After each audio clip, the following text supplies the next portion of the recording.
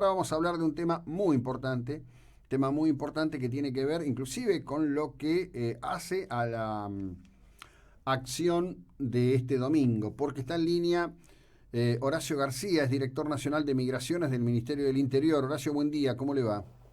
¿Qué tal? Buenos días, un saludo para toda la audiencia. Bueno, gracias por haber aceptado esta conversación. Lo primero que quiero preguntarle es al respecto de la cuestión de los controles migratorios, que durante décadas en Argentina han sido algo así como literalmente un chiste, y en lo que se está trabajando mucho, pero con un interrogante, porque hace 48 horas aquí en Mar del Plata se produjo la detención de un narcotraficante peruano que había sido expulsado del país y fue detenido en la autovía 2 transportando 1 kilo de cocaína. Queda mucho por hacer y mucho por trabajar, ¿no? Por supuesto, un país que estaba un tanto descuidado en este tema. Piensen simplemente que no teníamos Interpol en nuestras fronteras. El servicio de Interpol 24 horas los 7 días de la semana se implementó cuando asumimos, a los 6 meses de asumir. Evidentemente, el no tener Interpol significa no tener información de las restricciones que el mundo le pone a los delincuentes. Nosotros eso no lo teníamos en nuestras fronteras, eso nos trae electrónicamente, lo que se llama I-24/7, esa conexión con Interpol, una cantidad de 160 millones de restricciones promedio que los jueces del mundo le informan a Interpol. En la Argentina era cargado a mano diariamente. Imagínense del número de 160 millones promedio, cuánto se puede cargar a mano y encima la discrecionalidad que se le daba al funcionario para poder cargar lo que se quería o lo que se podía. Sí, sí. Evidentemente no teníamos eso, no teníamos la información de reincidencia, digamos, el récord criminal que todo el mundo tiene en la Argentina, por ejemplo, las condenas que produce el Poder Judicial de la Nación o la justicia provincial, no estaban cargadas en migraciones, es decir, que los extranjeros que eran condenados en la Argentina podían entrar y salir sin problema porque no figuraba. También es cierto que hoy, por ejemplo, tenemos información anticipada del pasajero. Cierra un vuelo en Italia y ya tenemos la información del pasaje, es decir, cómo está compuesto ese pasaje. Claro.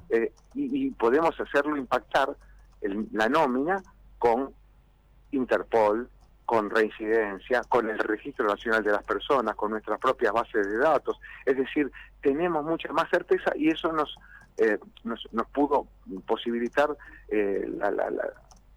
la implementación de las puertas biométricas, Claro. que hacen el trabajo electrónico. Es decir, y ahí aparece la presencia de migraciones cuando hay algún problema. Si la persona tiene algún inconveniente, se lo lleva al cuartito, como se conoce internacionalmente, y se le pregunta más exhaustivamente. Ahora también es cierto que la Argentina tiene 9.470 kilómetros de frontera. Claro. Ustedes piensen que Estados Unidos y México tienen una frontera de 3.000 kilómetros. ¿Saben cuántas personas ilegales de México han ingresado a Estados Unidos? 12 millones de personas. Claro. Evidentemente, cuando las fronteras son tan largas, evidentemente la posibilidad de que se filtre las personas delincuentes es real. Lo que no podemos permitir es que pasen por pasos habilitados. Y hoy la Argentina es mucho más eficiente porque están conectados todos los pasos. Antes estaban los pasos habilitados conectados a los servicios electrónicos. Hoy tenemos todos los pasos habilitados, tenemos puertas biométricas en Ezeiza, tenemos puertas biométricas en Buquebús, tenemos puertas biométricas en Posadas. Estamos avanzando, poniendo, digamos, tecnología en todos los pasos. Claro. Ahora, puntualmente, digamos, esto era, como usted dice, una coladera fenomenal, en donde no por nada, en particular durante la década del 90, hubo casos que fueron muy resonantes.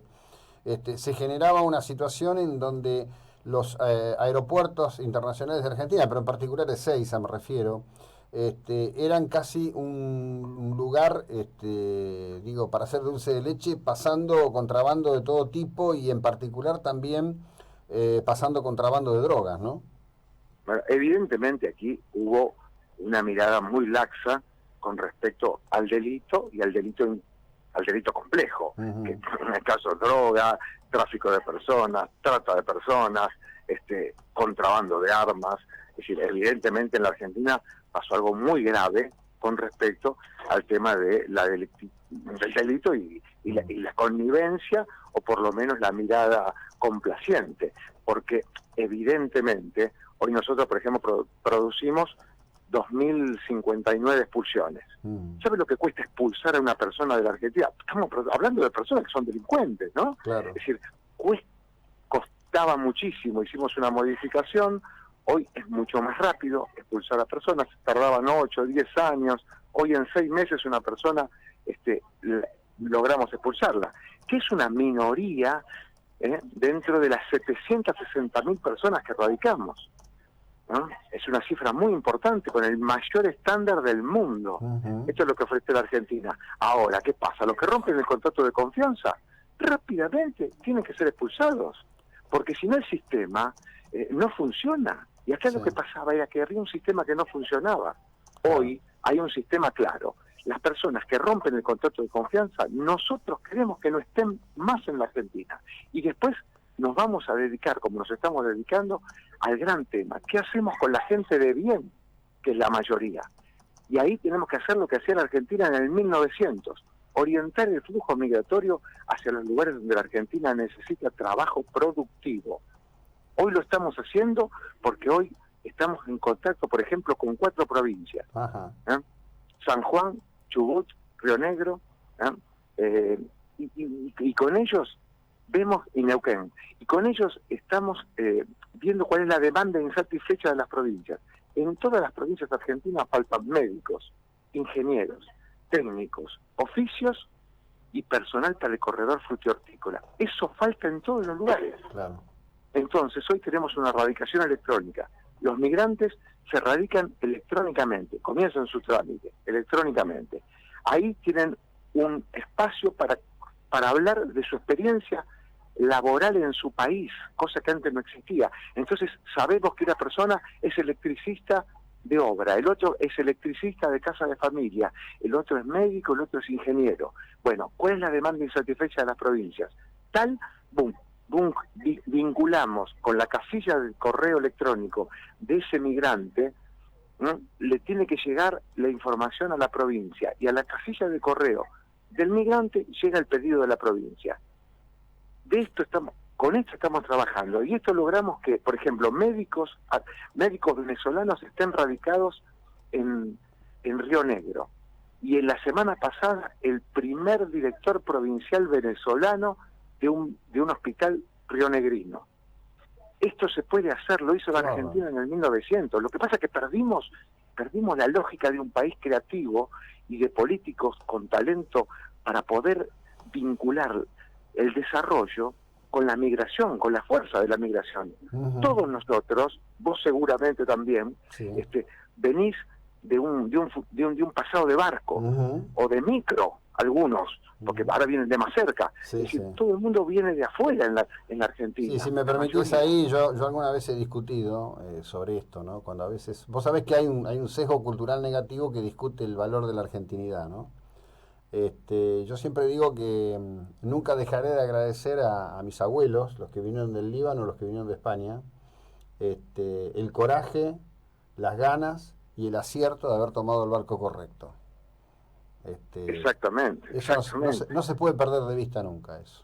Pero por supuesto, ya, porque toda nuestra historia está cruzada por estas historias de trabajo, de esfuerzo, y que tienen que ver con el trabajo y esfuerzo ubicado en lugares estratégicos. Por ejemplo, estuve hasta ayer en La Rioja, me fui por 2 días a La Rioja.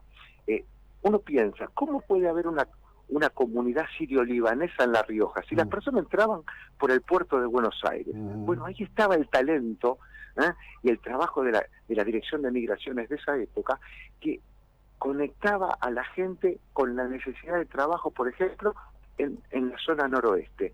Y ahí fueron la comunidad sirio-libanesa, colonias judías de la Mesopotamia, los europeos del este en el sur del país. Bueno, es un país lógico. Tenemos que volver a ser lógicos. Donde está la demanda insatisfecha, Tenemos un problemita con la... amontonando gente, porque lamentablemente la Argentina durante muchísimos años amontonó gente en el conurbano y, Sí. y en la capital federal. Sobre 760.000 radicaciones, el 80% se ubicó en la capital y el primer cordón. Eso es una catástrofe demográfica, poblacional, migratoria. La vamos a revertir. Bueno, eso también es una intencionalidad política, ¿no? Digo, a ver, esto es una cosa muy clara, le gusta a quien le guste, le molesta a quien le moleste. Tener a la gente en condiciones de pauperización, absolutamente amontonada, en lo posible iletrada y con la droga fácil, Es un combo explosivo. es un Un combo, combo explosivo. es un combo explosivo y perverso. Quiero preguntar, ¿hay un operativo especial para este domingo?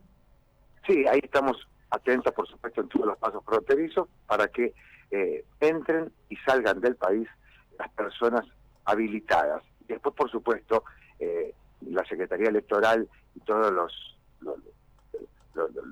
digamos, los mecanismos electorales están muy alertas para que no sucedan cuestiones desagradables de personas que no estén habilitadas y quieran participar de los comicios. Me parece que tomando los recaudos todo puede ocurrir con mucha tranquilidad, tener una fiesta cívica como es la celebración de la elección. Bien, Horacio, quería repasar dos datos, si sos tan amable, y Sí. agradecerte desde ya el tiempo y la ilustración. ¿Cuántas personas se han radicado en lo que va de este año en la República Argentina? Bueno, hasta lo que llevamos, digamos, el número general son 760.000. En este año tenemos, por ejemplo, el récord de ingresos de venezolanos. Ajá. Los venezolanos han superado a los paraguayos y a los bolivianos en, digamos, la migración hacia la Argentina. Siempre eran las estrellas los paraguayos y después los bolivianos. Hoy los venezolanos, que es una migración joven, el 51% de las 100.000 personas que se radicaron en la capital federal venezolana, el 51% son universitarios, por ejemplo, para que vean cómo la migración también es un ida y vuelta, Uh-huh.